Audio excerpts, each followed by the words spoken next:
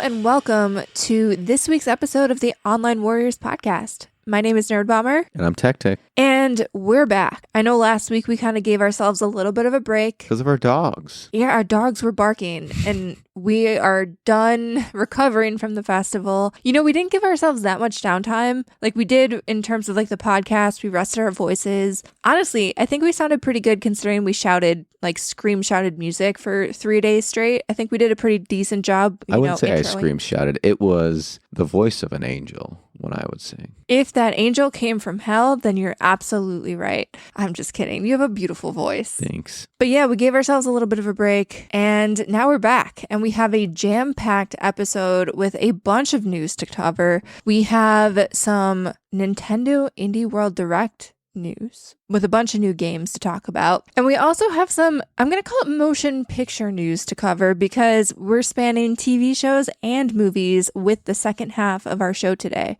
And Techtic, are you excited? I am very excited. It's like I said, it's good to be back and it's good when we get to talk just a well-diverse podcast. We've got, like you said, games, movies. This is going to be a good one. It is. And you know, I always kind of love doing these showcase episodes too. I feel like we didn't have a giant mega E3 type episode. Maybe we did earlier in the summer, but I feel like we really haven't had that like breakneck pace of video game news lately. In fact, anything that we've really gotten has kind of been like a little bit of a bummer. So it's kind of fun to be able to cover some new announcements that I'm actually kind of stoked for. Well, this one in particular, are we rolling right into it? Is it fair to assume we're going to roll right into it? We can roll right into it. There is a lot to cover here, so we can waste no time and just get down into it. So you didn't say the buzzword here. This one is a Nintendo Indie World Showcase. And yes, I love covering the AAA title, but gosh damn, do I love an indie showcase. I love how you kind of censored the first half of that, but then like went whole hog. You're like, you know what? Damn. Yeah, that's correct. Gosh damn. Honestly, I do feel like the indie space right now is really carrying the load for the gaming industry. And there's a lot of like crazy wonky stuff going on with AAA studios. And I feel like there's also, you know, hardships for all developers. But I feel like in terms of a lot of creativity and innovation, I feel like we're getting a lot of it from the indie space, especially in the last, I feel like 5 years. And so, yeah, I'm always really stoked about these indie showcases. Do we want to get right into it and kind of just go game by game, Techtic? Yeah, I think we should not only go game by game, but we're going to go in the same order in which the showcase was revealed to us. All right, so the first game right off the bat was Mina The Hollower. And I know we do have some Shovel Knight fans out there. If you're a fan of Shovel Knight, this is by the same developer, Yacht Club Games. And this kind of gave me like Zelda vibes. In this game, you play as a mouse and, you know, it's 8-bit kind of graphics. Specifically like Game Boy Advanced Zelda. That's the important. Right. I feel like now whenever I say like it reminds me of Zelda, I think about the Game Boy and like the very early like Nintendo 8-bit Zelda games. But I always have to remind myself that like Zelda is way more than that now and has come a really long way, which sounds stupid to say out loud. We have Zelda for the Game Boy. Right now, you can play it. I know we do. And actually, so this was one of the things, and I might get a little bit lambasted for this. So I've always struggled a little bit lately playing, you know, more 8-bit style games. And I think I figured out why I struggle with it graphically. And it has nothing to do with the graphics themselves because like I thought the graphics here were actually pretty great and I loved the sprite design and everything. But when you're playing it on an 80-inch television and when you're watching the trailer on an 80-inch television, I just don't think my brain can compute. Like the individual pixels are too big for me. And so I feel like it's got to be handheld. Yeah, that's what I'm going to say. Like I think I need to play this handheld. There's two things that are really great about this game. One, it's going to be on the Switch, which means you're going to get your handheld. And two, the main thing that I really want to shout out, and like you said, it was brought to you by the studio that brought us Shovel Knight, and they could have easily just made like a different character, but the same animation, same kind of like play style, but they didn't. They just went completely new style of gameplay with that nostalgia feel of the older games, and it's just a whole new sort of IP, which is great. I love it when developers flex different muscles. It's just a very cool thing. And I don't know, so I feel like this has to draw, and maybe I'm wrong here, but this gives me Redwall vibes. And if any of you are familiar with Redwall, it's about these mice and like woodland creatures who basically have like night type adventures, and it's very like medieval timey, but like woodland creatures. And I absolutely adored the Redwall series. I did not realize that it kind of became a niche series now. Like kids these days, that makes me sound stupidly old, but apparently like they're not popular now and it's a little bit more of like a niche book. And maybe this will bring people back to like saying, hey, what other mouse knight type things are out there? And maybe they'll discover Redwall too. I'm willing to bet that's where they got the inspiration from as far as the animation goes. That's an astute comparison. Yeah, so are you excited for this one? Yeah, this one looked cool. Like I said, I'm a big fan of that studio overall, and I'm all in on this one. So moving forward into the next game, we got to look at Well Dweller. And this one is a little bit more Metroid-like. And in this one, you play as a bird. And apparently, you're armed with a matchstick and you're moving throughout this platforming type world, trying to burn the Wicked Queen and save your family. So this seemed really unique from like an art style, and I love burbs, and that sounds like a stupid thing to say, but I don't know if I love Metroid-like games. So I don't know if this is for me, even though I really want it to be. Yeah, this is definitely a Metroidvania. You're saving bird kind, as they said in the trailer. The thing that stuck with me was the combat looked kind of slow. And I know that's challenging to get that fluid motion and impact going, but it felt very jarring to me.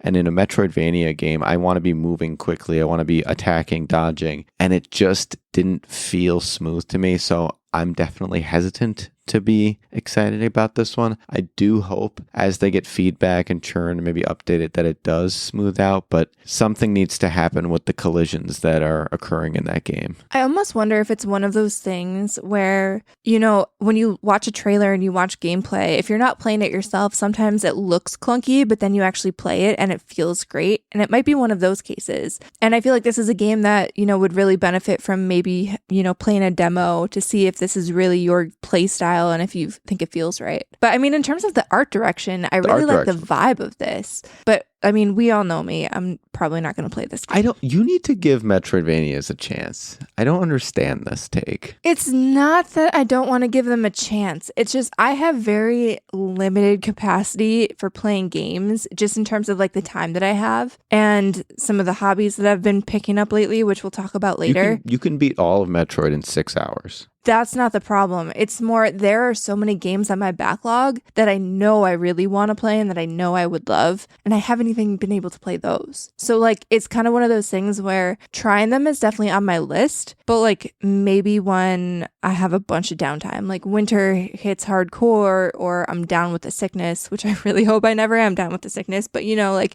if I'm ever down for like 2 weeks again, maybe that would be my time. Going back to one of the previous titles, if I had to like sit you down and get you to play a game, I'm still on the GBA Zelda, probably like the Ocarina of Time or something. I would definitely be down to try that for sure. Right. So moving on to the third game that we saw here. This is a new game from a new studio called Cold Blood Inc. But the studio is co-founded by people that we've heard of before in the development side of things. The pixel art is all created by the same pixel artist who brought Celeste to us and Towerfall. And there's also an original soundtrack by Disaster Piece. And this game called Neverway, is a little bit more of a life sim, but there also seems to be some battle. And it kind of gave me like Cult of the Lamb type vibes. Oh, I got Stardew Valley meets Creepy Crawler.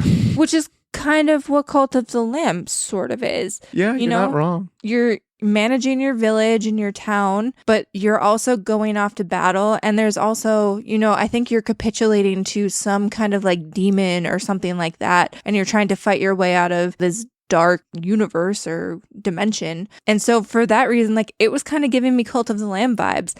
And honestly, I'm kind of here for it because I loved Cult of the Lamb and I love life sims and I love being able to bounce kind of back and forth between the two. Like I really like having small sections of battle with then reprieve, Yeah, you like a good break every now and then. Plant some crops. I do. Make some romance.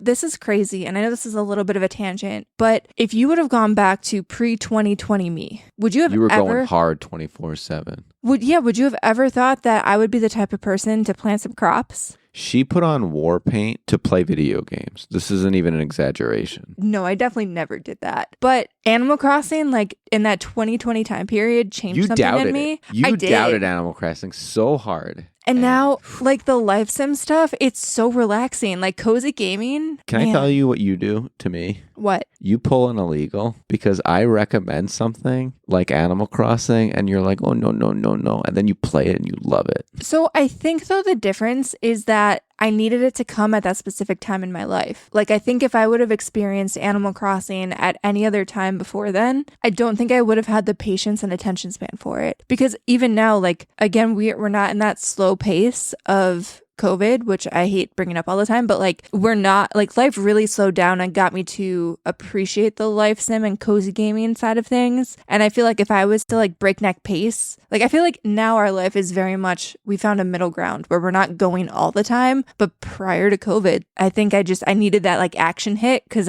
my life was just very fast paced. And so I don't think I would have appreciated it prior. So I think it was something that it met me at the time I needed it to in my life. Nice. So we just need like a global event. No, I'm good with that. I don't need that. I'm just saying, like, I think now I've embraced it. I don't need another global event. That's what I heard. So moving on to the next game, and I believe we actually saw a little bit of a preview of this game once before in a prior showcase, but we got a deeper look at Herdling. And this is, you know, a game, I believe they said it was brought to us by the same publisher who brought Firewatch to us. And if you guys have not heard me wax poetic about Firewatch, oh my God. I mean, I guess this completely contradicts what I just said. Back in the day, I loved my walking sim games and like my Telltale games, my storytelling games. And this kind of feels like the same vibe. I feel like this is so much more than that. First and foremost, shout out to the slug cows, or they call them the calicorns, but they're cow slugs, and I love them. I do. I love them a lot. I love the art design. I love the creature design. I feel like I would definitely love a cozy little plushie of whatever the hell these things are. But it's so much more than just kind of dialogue and walking through a story. There's puzzle solving.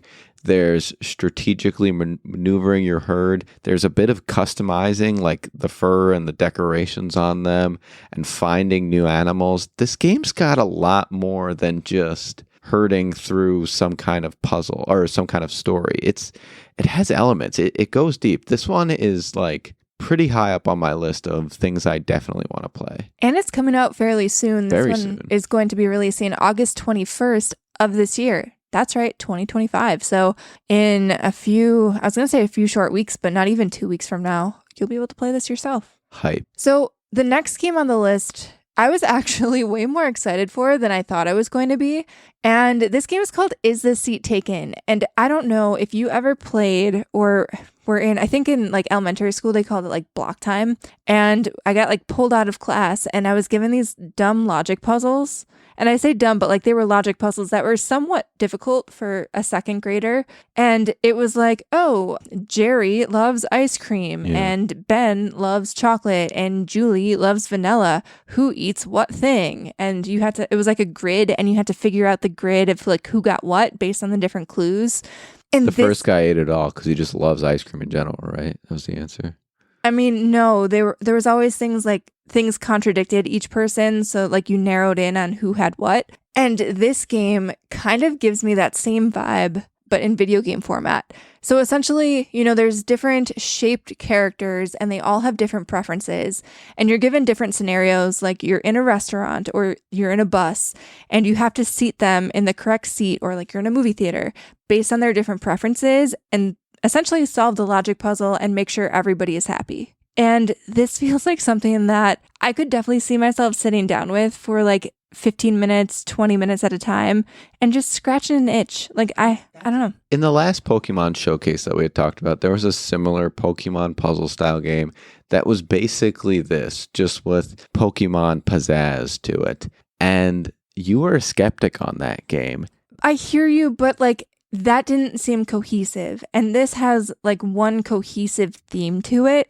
Whereas I felt like the Pokemon puzzle game was just like every day there's one chintzy new puzzle and there's no underlying theme other than just like the Pokemon. This I feel like is a little bit more nuanced and a little bit more clever. I think you like this better because it's more, it doesn't have the, I guess some people might see it as a bar to entry by having it Pokemon themed, whereas this is anyone can pick it up and play it because it's more generic. I don't necessarily think that that's a bar to entry. I just think that the theme is a little bit more cleverly executed, where the Pokemon game felt like it was just kind of a haphazard collection of puzzles that they threw a Pokemon skin on. And we're like, okay, here's a puzzle game. This actually feels like there's an underlying theme and structure to the game that I just appreciate a little bit more. So you would give this one to Alzheimer's patients instead? Yeah, probably. Okay, sick. The cool thing about this too is this is already available. They made it available after the showcase.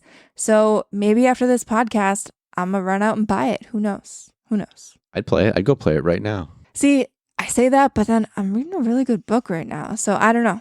This is what I'm talking about, guys. Hobbies. So many hobbies. So little time. Moving on to the next thing, which I'm actually really excited about. This is not a new game, but a new update to a game. Little Kitty Big City is getting a free update. And Techtic, I know you didn't play this one yet. I played it. I loved it. Again, super cozy game where you're a cat who falls out of your apartment and you end up in the city and you have to find your way home. And you meet a bunch of little furry friends and bird friends and stuff like that. And you adventure your way through, the little village that you fell into, I guess the big city rather. And you get your way home. And so they're releasing an update where you're able to customize your kitty now. There's going to be a bunch of different cat breeds that you can customize your cat, so you won't just be the black cat. There's also going to be new photo mode features, and apparently there's going to be a few, areas of the city that will open up for you to explore, along with new characters to meet. And this is basically just me saying, if you haven't played this game yet and you really love cozy games and you like cats, you should play it. You can also unlock new skills, apparently, like learning from your dog friends and how to do things. How to dig. Yeah, this game just exudes cuteness. And Techtic, I know you have a lot going on in your plate too, but like... You were going to say in Techtic, you exude cuteness. I mean, that too. Shucks. But I feel like you should this is another game you can probably bust through in 6 to 10 hours, depending on how much exploration you want to do. You should play it. It's just cute. Nope. Wow. Okay. So I know you're really excited about this next one. This is my number one. Yeah. I'm going to let you read this. I'm going to roll right into it. So this next one is called Content Warning. It is, the premise of the game is it's a roguelite where you go into a haunted area, you film as much horror stuff as possible, try to survive and escape back to your home base to then upload your film and see if you can go viral. The more viral you go, the more money you earn. The more money you earn, the more gear you can buy. And the more gear you buy, the better you can do on your next run. And it just keeps building and building and building. And you can do this with friends. And it's goofy. It's got that roguelike element to it. You can keep upgrading and improving and doing multiple runs. And it's weird. It's different. It's fun. And it's simple. And I loved this premise. It's just so original. And wherever this brainchild came from, keep birthing those because they are phenomenal. Yeah, I don't know if this one's for me just because there's the creepy elements. But it's not really creepy. They're so stupid looking. It's just like, this is what creepy is in this world of goofy animation. I just feel like I would probably play this game for 15 minutes, get my fill, and be like, okay, I'm done with this. But I could see how other people would enjoy this. It's a sleepover game. It's, you're kind of goofing around with your friends. You've all got your sleeping bags on. You're just having fun. I guess we'll need to have a sleepover. Yeah. So this next one, I'm actually stupidly excited for. It's called Ball Pit, and the developer came in and basically said they took a bunch of inspiration from various games, and I definitely perked up when they said they took inspiration from Vampire Survivor. So it's very similar in that you're facing, clusters and hordes of enemies, and you're flinging as many balls as you can at them to try to eliminate them. And the balls bounce off the walls. There's different variety of balls that you can unlock and try to combo together to beat these enemies. But then, unlike Vampire Survivors and stuff like Brotato, there's also an element where it appears you build a city as well. And, it's very interesting to see this type of game, basically, what is that? I don't want to call it a roguelite, but it kind of is. Like a survival roguelite, I guess, whatever the genre is, kind of combined with base building and, village building. And so I'm kind of here for it. I was a little overwhelmed. Something about the graphic style kind of overwhelmed me, but that also happens in Brotato on Vampire Survivors as well, and I get over it. So I'm actually pretty excited about this. I do agree that this has the potential to be very good and addicting. My major critique is I wish the screen was wider. It very much gave... You're in a narrow channel, kind of like Tetris almost. It very much gave, this is a port from a mobile game to the Switch. And I didn't like that. I'd rather it was wider so that you had the appropriate aspect ratio and it felt like it was made for the Switch. But also, part of the game mechanic is that the balls are bouncing off the walls. So I wonder if that was intentional.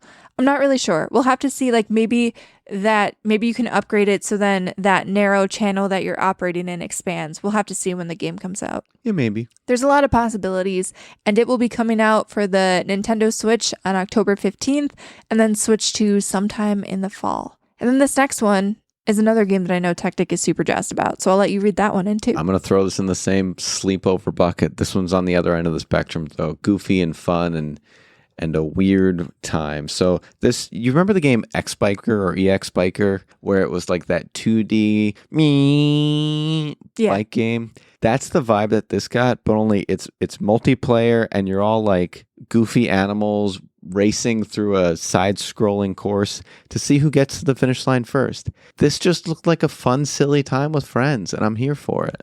I really like that there's the ability to add obstacles and different traps and power-ups and stuff like that in the map. Because that kind of, do you guys remember, it was like the Ultimate Machine, I believe was the game. I bought this. I dug up the name of it. I don't remember if this is the correct name. So someone like fact check me on, the interwebs and let me know. But I remember buying it. I believe it was called the Ultimate Machine. And you essentially place random objects on a course and then dropped a ball to see if you could get to the finish line. And this gave me vibes of that mixed with that biking game. And I'm very excited about that. What game it's actually really similar to, that's also on the Switch, is there's a game called Speedrunners where it's... Oh, yeah, that's right. It's the 2D side scroller, but you're running instead, and you can kind of like close doors behind you or latch onto the other person and use your power-ups. So it's got a lot of those same mechanics, but you're on bikes and you're animals. So this one will be coming out winter of 2025, so we don't have super long to wait on that one either. The nice thing about these showcases, I feel like, is that, especially with these indie games, there's usually not a huge wait period. Like, things are coming relatively soon, so you get that instant gratification that I love. And then the last big showcase, before they kind of did a montage of a bunch of other games, was for a game called Glaciered. And so this is set in a far future where the Earth has basically been frozen over. And I'm assuming humanity is dead. And under the frozen ice, there is a full aquatic biosphere teeming full of life. And you are this weird little bat creature thing. I got dino bird vibes. Yeah. Swimming dino bird duck thing. And it's very cool because it looks like you get to, almost like evolve and get different abilities. There's a lot of, it seems like very serene swimming areas and like very beautiful naturescapes under the sea. But there's also a lot of enemies. It almost looks like there's a Mosasaurus type thing going on here, but there's also like sharks and other aquatic predators and wildlife that you're going to have real-time combat against. So, I don't know, this looked pretty cool. It graphically looked nice. The thing that I struggled with is the trailer didn't do a good job explaining what you're protecting, why you're protecting it. Like, it just felt like you're just kind of swimming around and fighting big creatures. I didn't get a feeling as to why. Yeah, I feel like they were kind of banking on the beautiful aesthetic and kind of a little bit just like vibes in marketing this game. Yeah. And from that standpoint, like, yeah, for sure. I definitely get it. I could see it playing very serene. But you can't just go, this was cool, right? Right. And yeah, especially this is going to be a timed console exclusive for the Nintendo Switch 2. It's not coming out until the holiday season, so they have a little bit more time to really build on this initial look at it. I'm hoping we see a little bit more. I'm hoping I even understand what this creature is. It's very cool that you get to be it and that you get to evolve, but like, what are you? I want to know. And how did you get there? You guys know me, unless it's like a stupid type game, and by stupid I mean that in a very lovingly way, but if it's something like Human Fall Flat, I don't need a big story. But something like this, I kind of need a little bit Yeah, more no, I agree. backstory. I mean, I'm going to call myself an indie developer again. The hardest thing that someone said to me is, give me your elevator pitch. And it takes a lot of skill to come up with something good. And it doesn't matter how pretty it is. You got to sell a game. So TBD, if we're going to be interested in this, I'm tentatively interest peaked, but I need to see a little bit more. So that pretty much wraps up the big hitters from this showcase. Techtic, I know there were a bunch of other games that they kind of did a little montage of at the end. Did anything from that montage stand out to you? So within that montage, the game titles included Winter Burrow, Undusted, Tiny Bookshop, Caves of Quid, Strange Antiques, Opus Prism Peak, Go-Go Town, and UFO 50. And the main one, just because you brought up what Redwall, is I was kind of just overall feeling that like mousy vibe. And so Winter Burrow looked cool. I had that same 2D side scroller mouse putzing about, but everything else was just, I hate when they do that fast look. Just give us a full hour showcase then. Well, I feel like a lot of these things we have seen before. I think we've gotten little snippets of everything, which is why they do like the really fast montage. But yeah, I don't know. The one thing that I really globbed onto, Tiny Bookshop. I feel like I've seen a lot about this game and I like to read. And as we've established in this episode already, I really like cozy games. So Tiny Bookshop feels right up my alley. So that basically wraps up the Nintendo Switch Indie Showcase. Let us know what your favorite games that you saw in the showcase were. I'm sure a lot of you Shovel Knight fans will be clamoring at the bit to talk about this one. Chomping at the bit, clamoring, I don't know. I mixed up the metaphor there, but whatever the metaphor here is, I'm sure a lot of you are excited to talk about a lot of those games. So hit us up on Blue Sky. We are at onlinewarriors.bsky.social. We are at techtic.bsky.social and at ownerdbomber.bsky.social. And you know what? You can also talk to us over on our Patreon, and I would be absolutely remiss if I did not shout out our wonderful Patreon producer, Stephen Keller. Take a bow. He has been supporting us at the night level for quite some time now, and he will actually be getting his guest spot on this show next week. So look forward to that. Stephen is super cool. He helps us keep the lights on here at Online Warrior Central. If you want to be as cool as Stephen, head on over to patreon.com/onlinewarriorspodcast. We have 3 different tiers of patronage. Each comes with a bunch of different perks.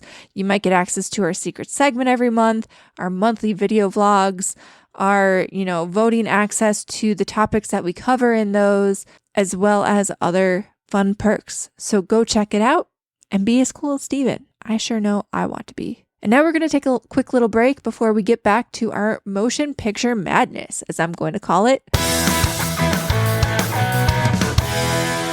Welcome aboard Too Vague Airlines. We're cruising here at 40,000 feet. That might be too many feet, but what do I know? I'm not really an airplane. I'm a podcaster. Actually, I'm a co-podcaster. I'm the co-host of several episodes of the Too Vague podcast. If you haven't heard it, you're missing out. Check out the Too Vague podcast. Any place podcasts do whatever they do. Ladies and gentlemen, the captain has turned off the fasten seatbelt sign. For your continued safety, Too Vague Airlines requires that you keep your seatbelt fastened at all times while seated. But while you're seated, you can tune into the Too Vague podcast, TWOVAGUE, on your favorite podcast services and enjoy the flight. All right, and we're back with aforementioned motion picture madness. And we're going to start with a successor to a show that I hold near and dear to my heart. The Paper is a new show. Peacock just released a trailer for it from the minds of The Office. And Techtic, first of all, are you excited for a spinoff of The Office? No. Or are you kind of not jazzed about this? I don't call it a spinoff. It kind of is, though. If they want to just make a similar show from the same creator so that they know that it's the same vibe, fine.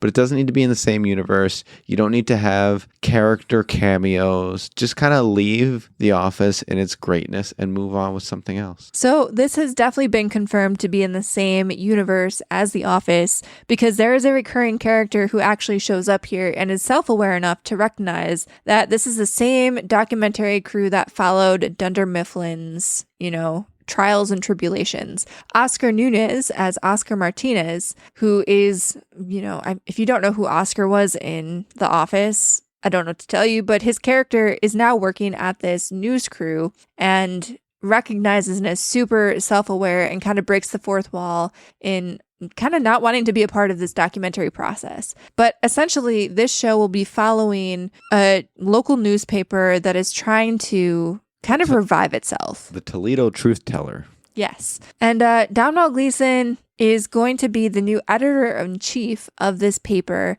And, everybody seems a little underqualified to be there, but it seems like he's going to try to bolster them to get out there and find the truth and find the news. It's giving Kevin is one of the accountants vibe, but a whole team of that. And I really hope they don't lean too much into the entire crew being like low-key incompetent. That's the thing that gets me nervous. And that's why I'm saying, like, you can try this, but just don't connect it. Don't tarnish The Office's name. I think that this is going to be, executive produced by Ricky Gervais and Stephen Merchant, and they created the original British version of The Office. So I also believe Greg Daniels is involved in this as well. So I'm hoping that they can kind of bring the Office humor into current day, modern day humor. Because I think that's one thing too, is that I constantly am hearing from, and again, I don't mean to sound like an old person, but like I grew up with The Office, and I've heard that younger people who try to get into The Office,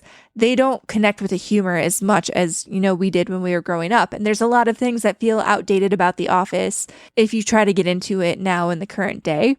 And so I'm really hoping they can at least take that humor and modernize it a little bit. And I do think there's a lot of humor ripe for the picking here, because I don't know if you guys still get a paper delivered to your house. We definitely don't here. The area that we live in, the local newspaper is really kind of struggling and combating with the internet and blog culture and news being broken on the internet and TikTok and all that kind of stuff. And so I feel like there is a lot of humor to be had here. I feel like there's a lot you can talk about and a lot of ways that you can modernize the plight of, a newspaper, a local newspaper. So I'm hoping they can bring that humor. We got kind of a little bit of a snippet into it with them, having clickbaity articles that ultimately showed nothing because it was just a crap article. And that's sort of what he was hoping to right the ship on. I mean, the one girl said, "Look how great my article that I wrote." And it was just pictures. There was no text. There was maybe like one-liners, and that was it. And she's like, "This is amazing, right?" And so, yes, there's going to be a lot of poking fun at what is our current society in a lot of news outlets. And so there is decent content to be had here. I don't know.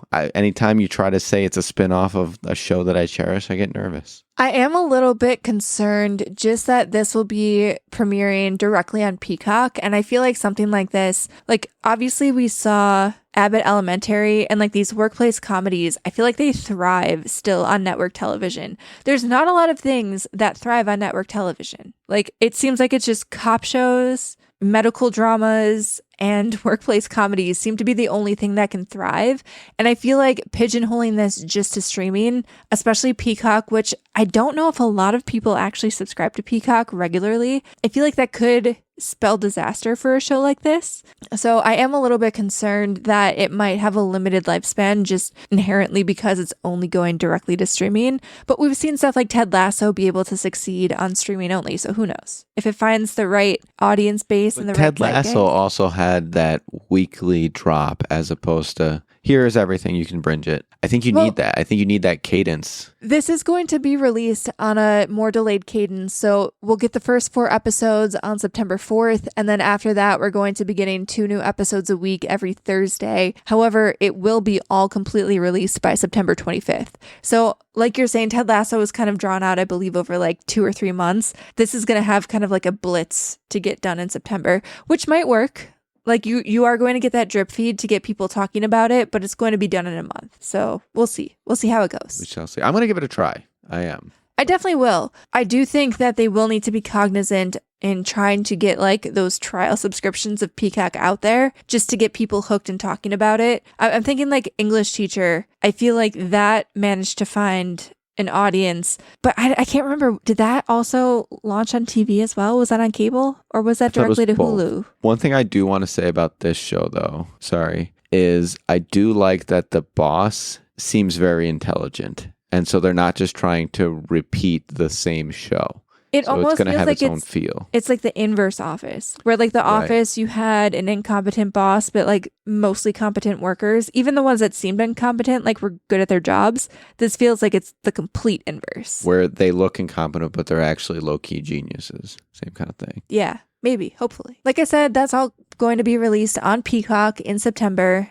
and we'll be giving it a shot. Let us know if you guys also watch it. Always looking to see. The Office is such a beloved TV show. Stuff like this gets me nervous. So I'm very curious to hear what like the general consensus is on if this was a good idea or not. And let us know if you'd subscribe to the Toledo Truth Teller. Moving on, we got a trailer drop for another intriguing comedy movie. And you guys know me. I feel like there are not enough comedies being released in the movieverse lately. I'm calling it the movieverse. I don't know why, but like there's just not as many comedies as I would like. So when I see a comedy, especially one starring like Josh Gad and Billy Lord is in this and Anthony Carrigan, I'm pretty interested. You know, my interest is piqued. So the premise of this movie is that the two main characters, their mom is, you know, on her deathbed and they're going through their mother's house when down in the basement they find a dead body, and so they kind of panic. They don't want their mother to kind of be remembered as a murderer, so they take the dead body out of the wall and they drop it in a lake. But then there's a whole bunch of chaos that ensues because, you know, the mother's on her deathbed and she confesses to, I believe, a nurse that, you know, she killed her best friend or a friend of hers many years ago. So then they start getting blackmailed, and it just seems like the chaos and the crimes start to kind of pile up, and there's a lot of just chaos and hilarity that ensues. Techtic, is this a movie that you think will do well, or do you think it's a little bit too out there and too far-fetched? The one thing I was wondering is, based on any forensic evidence and what the body looked like, that person had to have been murdered a long time ago. Right. And any dating on the person's remains would have shown that those children are easily not guilty. And so, But I think as soon as you start tampering with a potential crime scene and stuff like that, then you sort of become, if not an accessory, then, you know, an obstruction of justice. So I feel like there's still things there. And then especially when you start getting into blackmail, you kind of get the sense that they start hiring a criminal to kind of take care of the blackmailers and things start to snowball. So I feel like maybe they wouldn't get, you know, obviously charged with the initial murder, but there's definitely some criminal activity happening when you start not involving the police. yeah, I'm curious how they're going to tie in the actual like science. And I know it's going to be like a goofy, dumb comedy. I know this, but like there's also got to be a little bit of truth to the plot for it to have some sort of like cohesive validity to it. And so that's what I'm curious how they're going to toe that line of like, hey, the cops are doing their job, but also they're doing this stuff so that they can get away with it and take care of these issues. So I think it's going to be fun. I think they need to show both sides for it to be fun because there's a little bit of interesting bits to it as well. I'm really excited about this cast. I feel like Billy Lord has done a lot of good work recently. I feel like Josh Gad, when he's put in these kind of like off the wall crazy scenarios, sort of like, you know, Wolf Like Me, which he was in with Isla Fisher, I feel like he really thrives in those type of roles where he brings enough absurdity to the role where you can kind of believe that he's just this normal guy who kind of finds himself He's kind of the every guy. Yeah, he's an every guy who finds himself in a really weird situation, and I feel like he plays that role really well. And I feel like Anthony Carrigan has been he's the main reason. Anthony Carrigan is the main reason I want to see this movie. I loved him in Barry. He is just like so witty and weirdly good at whatever character he plays, and for whatever reason he keeps finding himself in this like assassin role. He's just like made for that, and he's both kind of intimidating but also super lovable, and I love him. And he's also really been on the up and up too, because he was also in Superman this summer.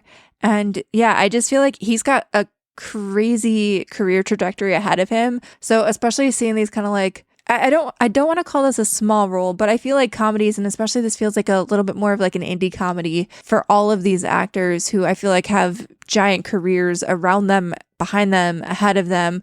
I feel like these are the sort of movies that can be super fun and really niche. And I'm actually really excited about this. So this is coming out. It'll have a limited theatrical run Friday, September 19th. But then later in September, will be coming out in video on demand and digital. And you know me, I'm looking forward to these weird, quirky comedies. I'm all about it. So here we go. We're going to watch this, Techtic. Hope you're ready. I'm in. And then last but not least, and this will also kind of take us into our What Are You Up To Wednesday, and maybe honestly kind of blend together here. We'll start with a little preview into What Are You Up To Wednesday. And we'll talk first about how we finally watched K-pop Demon Hunters. And guys, I was not on board with this originally. And the name of this movie, I had no idea. You suggested this because of friends, and I wanted to suggest it. I just thought you would have turned it down because we didn't have a world event. well, no, so the problem here, and I think everybody I know who hasn't watched it yet has kind of had the same sentiment that I have. The name really kind of undercuts what this movie is, because the name is like so on the nose. Like, I'm sorry, I scrolled past K-pop Demon Hunters and I was like, okay, well, this is just going to be like too cheesy and overt for me. I'm not interested in this at all. And honestly, it didn't really advertise itself super well either, because for the longest time, I thought this was a TV show. But a friend of ours told us, like, no, this is really good. It's made by the same animation studio that brought you, Into the Spider-Verse. It's got some banger music, and it's not a TV show. It's a movie. Like, just give it a chance. You got to watch it. So we did. This weekend, we sat down, we put it on the projector. And guys, I was really blown away by this. And I know Techtic, Like borderline obsessed. a little bit, yeah, a little hyper fixated on this. I was really impressed with the animation in general. I mean, anything coming out of, Sony animated stuff lately, like Into the Spider-Verse and now this, I feel like it's just super well animated and I love the art style and everything like that. So from that standpoint, the artistic choices, out of this world, I was super on board with. The music, bangers. Banger after banger. And I don't want to actually give too much of this plot away, because I feel like in the trailer, they do a really good job of just giving you a nice light overview without kind of taking away from a pivotal thing that happens that I don't want to spoil for anybody who hasn't seen it yet. Because when I watched the trailer, I was kind of going in expecting like this is going to be an action, music type movie. And it was. But there was also this whole other like personal story arc that I did not necessarily get out of the trailer. And I don't want to take that away from anybody. So I'm not going to tell you what that arc is, but you should watch this, because it was really good. It was super more heartfelt than I thought it was going to be. There were a lot of funny one-liners that I was not expecting, and so much attention to detail. Techtic will let you have a few words, but like I'm a little gushing a little bit, because there's a lot of, artistic choices and attention to detail, even in terms of like, once you watch the movie, go down a deep dive, but there's like frame rate decision making that's happening. There's some callbacks that are really interesting, even like in the musical writing choices, like the tone and the key choices and how it aligns with the character's story arcs. There's just so much happening here. It's just, I was blown away. I was not expecting to like this as much as I did, and I'm now very, very hyper fixated on it. Techtic, what were your thoughts? I think the key takeaway, and can I just roll right into... Well, yeah, but like, did you like it? I thought it was great. I didn't think that it left me with a deep dive sense to find out why they made the animation choices they made and all those other things that you had mentioned. But I thought it was very good. I thought it was absolutely entertaining. It was funny. It was heartfelt, and it did leave me wanting more. I will say that, as far as like potential sequels go. So to get back to the news, it is official. Netflix has apparently greenlit at least 2 sequels and potentially a live action remake, which I'm not really sure that this needs.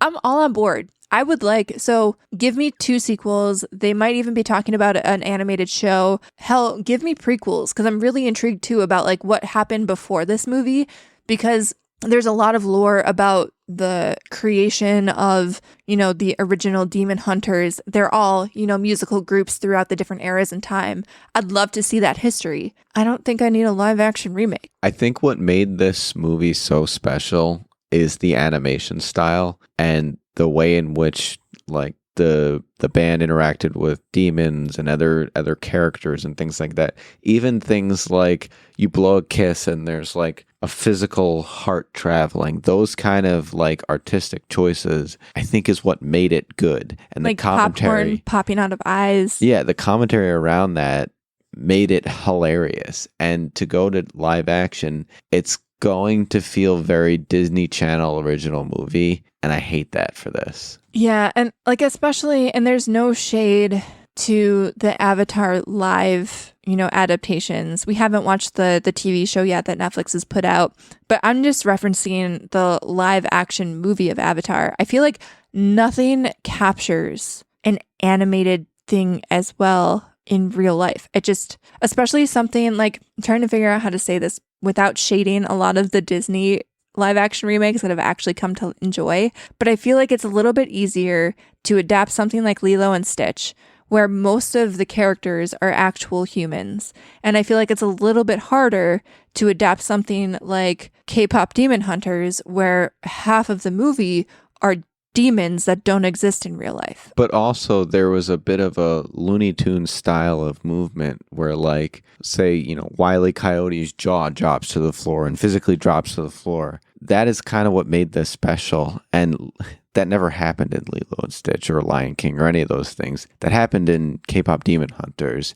And that style and movement needs to be consistent and continue. Yeah, so I guess all this is to say I'm super on board with as many sequels and TV show spin-offs and however many things that Netflix and Sony want to do to expand on this world and give me more music and give me more lore. I want it as long as it's animated. But like if you start giving me live action stuff, I'm not sure I'm on board. So that's my feelings on the matter. Samesies. I know we kind of combined that last news topic with what are you up to Wednesday, but Techtic, what else have you been up to this week? So the main thing that I want to talk about is this past week, I came across some gift cards and I got me an electronic drum set. I've really wanted to get back at playing the drums. I played in high school and my drum set has been just kind of sitting in a corner, packed up in a room because to spread it out takes up a lot of space.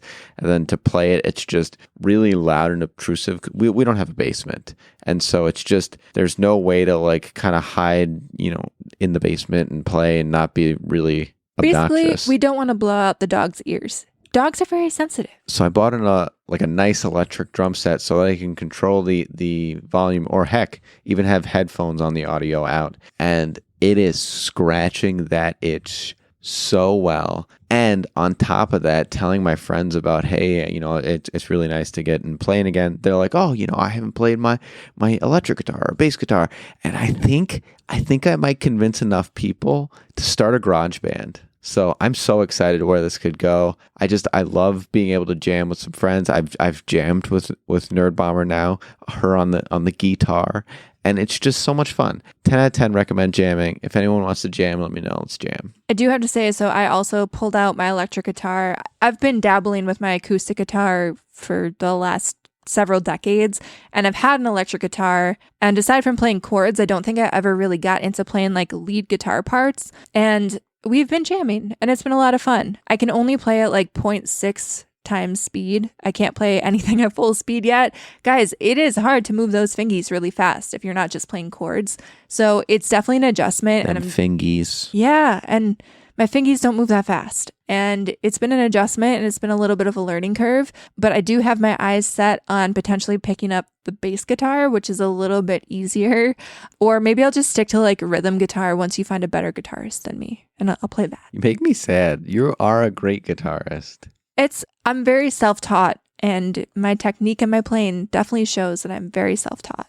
I've also done something though. So summer is my big reading time, and I feel like I've waxed poetic about Fredrik Backman, who is a Swedish author. I believe he's Swedish. He's the author of Beartown, and I believe he also wrote Anxious People and A Man Called Ove, and everything that he writes is just like gut-wrenching and a great examination of the human condition and human relationships and human, the human heart. Because he writes very gut-wrenching stuff. Yes. You just don't like yourself, do you? I mean, I don't think every book that he writes, I walk away feeling like gutted. I would say a lot of his books, I end up feeling pretty hopeful, especially like A Man Called Ove. I felt like I walked away from that feeling super hopeful. Beartown was definitely the opposite of that. But he recently released a new book called My Friends, and I read that and I finished it. And, you know, it was interesting because there were definitely gut-wrenching moments, but there were a lot of hopeful moments as well. And so if you're interested in, you know, feeling introspective and feeling feelings